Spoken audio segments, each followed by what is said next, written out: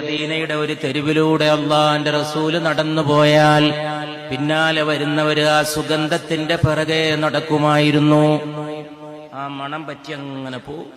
മദീനയുടെ ഒരു തെരുവ് കൂടി പോയാൽ അവിടെ മുഴുവൻ അങ്ങ് സുഗന്ധം പരക്കണം.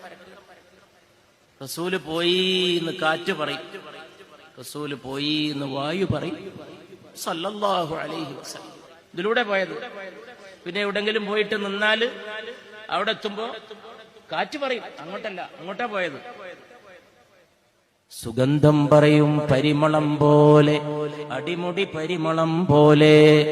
ജാബിർ ഇബ്നു സുമ്രാ റളിയല്ലാഹു അൻഹു കുട്ടിയായിരുന്ന കാലത്ത് റസൂലുള്ളാഹി ഇങ്ങനെ നടന്നു വരുമ്പോ ജാബിർ അവിടെ നിൽക്കുന്നുണ്ട്. കുട്ടിയായ ജാബിർ, റസൂല് കവിളത്ത് തൊട്ടു ജാബിറിന്റെ.